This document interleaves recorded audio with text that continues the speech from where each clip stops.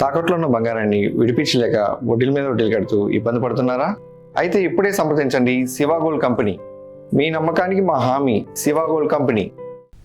Party ఎమ్మెల్యేలు లేని నియోజకవర్గాలపై తెలుగుదేశం దృష్టి పెట్టింది. మిత్రపక్షాలు ప్రాతినిధ్యం వహిస్తున్న స్థానాలతో పాటు వైసీపీ గెలిచిన 11 నియోజకవర్గాల్లో పార్టీ బలోపేతానికి కసరత్తు చేస్తోంది. పనితీరు సరిగా లేని నాయకులను పక్కన పెట్టి సమన్వయ కమిటీలు ఉన్న చోట సమర్థ నేత కోసం అన్వేషిస్తోంది.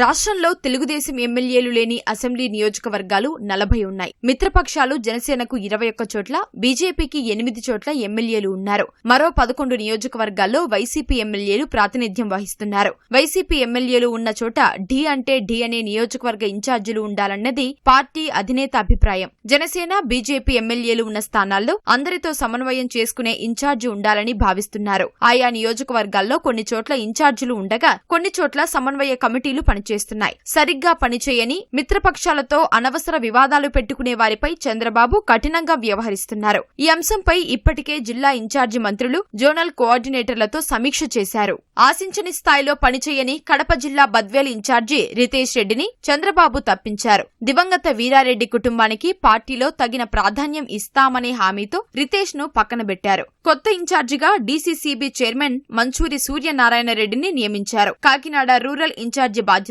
పిల్లి అనంతలక్ష్మికి అప్పగించారు. ఇక తిరుపతి నియోజకవర్గానికి ఇటీవలే జేబీ శ్రీనివాస్ ను ఇన్ఛార్జిగా నియమించారు. అవనిగడ్డకు వికృతి శ్రీనివాస్, విజయవాడ వెస్ట్ స్థానానికి బుద్దా వెంకన్న పేర్లు పరిశీలనలో ఉన్నట్లు తెలుస్తోంది. ఎచ్చెర్ల, విశాఖ నార్త్ నియోజకవర్గ ఇన్ఛార్జీల నియామకంపైన చంద్రబాబు దృష్టి సారించారు. వీటిపై మరో 4 రోజుల్లో నిర్ణయం తీసుకునే అవకాశం ఉంది. బీజేపీ ఎమ్మెల్యే నల్లమిల్లి రామకృష్ణారెడ్డి ప్రాతినిధ్యం వహిస్తున్న అనపర్తి టీడీపీ ఇన్ఛార్జిగా ఆయన కుమారుడినే నియమించే అవకాశం ఉంది. కైకలూరు, పి గన్నవరం, తంబళ్లపల్లికి త్వరలో కొత్త ఇన్ఛార్జీలు రాబోతున్నారు. పాడేరు, పుంగనూరు, అరకు నియోజకవర్గాల ఇన్ఛార్జీలను మార్చే యోచనలో అధిష్టానం ఉన్నట్లు తెలుస్తోంది.